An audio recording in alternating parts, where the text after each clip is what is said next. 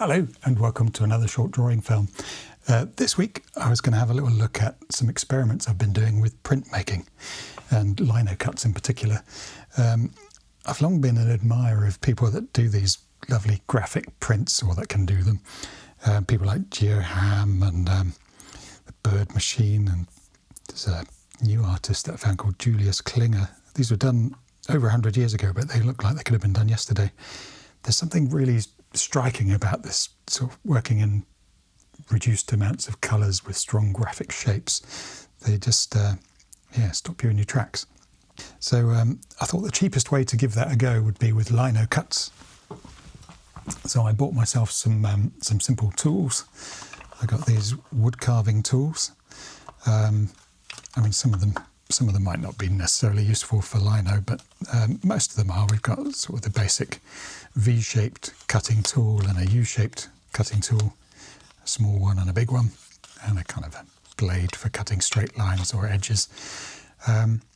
These can be sharpened, which I thought seemed like a good thing, and they seem just a little bit more robust than the starter sets you get with where you press the blades into the end of a handle. They just seemed a bit flimsy.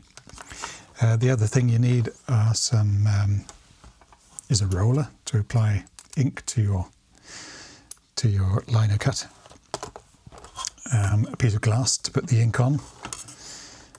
Just use the roller just to kind of spread that around. This is just out of a picture frame. Some ink itself. This is water-based, so it's pretty messy, but at least it can clean up easily. And of course you need some lino. And there's various sorts. This is traditional lino with the Hessian back, and it's quite stiff and carves nicely.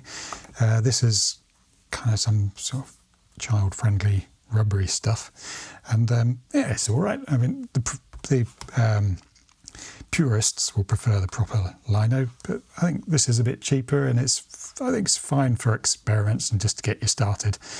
It does seem to grip hold of your cutting tool maybe a bit more than this one, just because it's rubber, but print-wise they seem to both work.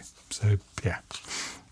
So as for my experiments, the first go I had, I just took the proper lino piece and sketched on it in pencil, and then set to with the tools and just tried to reproduce what I would do normally with pencil or pen, and that wasn't entirely successful. I mean, it came out okay. It's kind of a bit lumpy. It looks like some kind of early 20s expressionist stuff, but yeah, not quite what I was going for. I think the big thing I didn't do was sort of I didn't design anything. I just drew and then tried to carve it out. I did remember to do the numbers back to front, so they came out okay. So looking at that, I thought, yeah, the next time I do this, I'm going to think harder about working kind of in negative, really, because if you just take your block of lino without any carving on, put some ink on and print it, you just get a black square. And then when you carve a line, you get a white line. So you're kind of working in the opposite way that you would normally work, which is quite hard to get your head round. If you're used to working with black lines on white paper, you know, it's definitely the opposite way around. And getting that balance between black and white is important, I think, to a strong graphic thing. So the next time round, I coloured in with some ink my lino. This was the rubber stuff this time. I just made it all black to start with. Then using a biro, I could draw on it, just about see my biro lines. And then I used a white pen to draw areas that I thought would be white. That way I could get a pretty good idea in my head of how it was going to look when it was printed. And it was easy enough to scrape the white off if I want to change the design a bit. So that was definitely a big step forward, you know, in just making it clear in my head what I was going to end up with. So I spent a bit of time, a couple of hours probably, drawing the design and working out which bits would be black and which would be white. So once I got a design I was happy with, I could start printing and experimenting with all those different variables that are there, because you can vary so many different things which have a big effect on how your print comes out. So here's a a reasonably okay one using a sort of cardstock but smooth surface, and that was kind of came out quite nice. I tried it on some darker paper, which is also quite good. There's I had some silver ink as well, but that was less successful. It was a bit more watery and it just seemed to come out rather strangely. I tried printing on some metallic kind of paper with too much ink that time. I tried some kind of watercolour textured paper, but that was less successful. I think getting into the texture, the bumps, the lumps and bumps of the paper is difficult unless you've got a really strong press. One paper that did work really nicely was very, very thin stuff, like you get this handmade washi paper type stuff, tissue paper almost, and that always pretty much printed nicely because it really presses into all the little details. So that's definitely one of the easiest things. I think generally smoother paper is easier than anything with any texture, and thinner rather than thicker. But thick, smooth paper is okay. And by the end, after a good afternoon of experimenting with loads of different things, I could get reasonably predictable results that I was happy with. I kind of felt like I almost knew what I was doing. And so I thought I'd have a third round and try to make myself some business cards.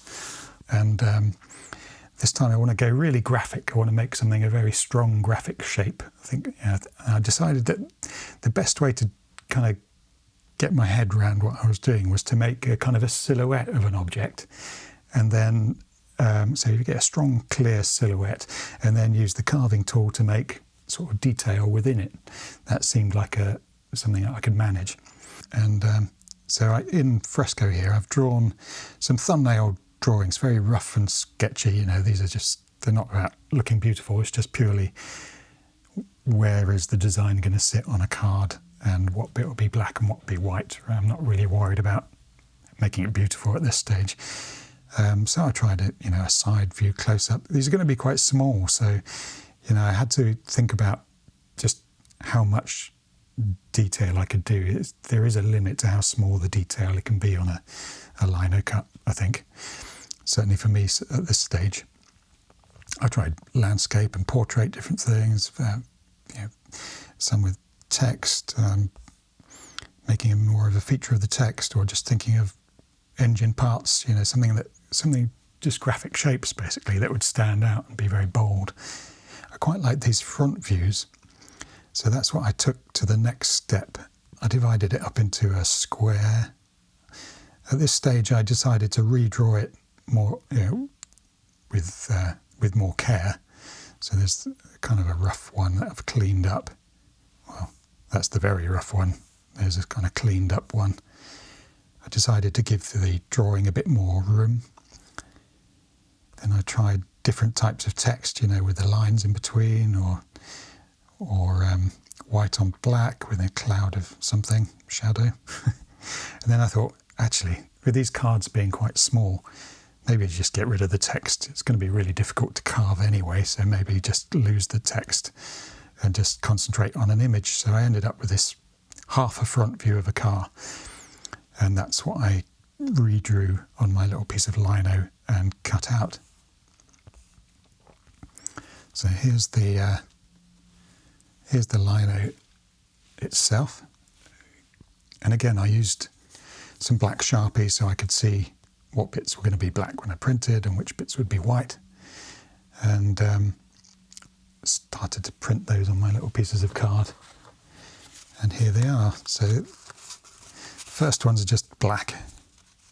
I used some cheap watercolour paper that was pretty smooth, so it has got a tiny amount of texture, not very much, but it's smooth enough that the ink transferred nicely. Being so small, it was quite easy to put lots of pressure on. On these later ones, I mixed a bit of greeny blue, sort of aqua, into the black. There's some of them I think have even got a bit of there's a little bit of a gradient going on, so they're a bit of green going to a bit of black, which is quite fun. So the simplest way I could think of putting the information on the back was just to use one of these customizable prints, those stamps that I just stamp with my email and phone number on the back. So I'm really pleased with how they came out. They're like little works of art, little custom pieces, one-offs. Hopefully I'll bump into some of you over the summer while I'm out sketching and be able to give you some of these. And I hope you enjoyed watching the beginnings of my printing journey. I'm sure I'm going to do a lot more of this. It's great fun. It's nice to try something new, something out of your comfort zone every now and again, and see where it leads you. So yeah, that's it. Do like and subscribe if you could. That's always very helpful. And otherwise, have a fantastic week, and I'll see you for another film soon.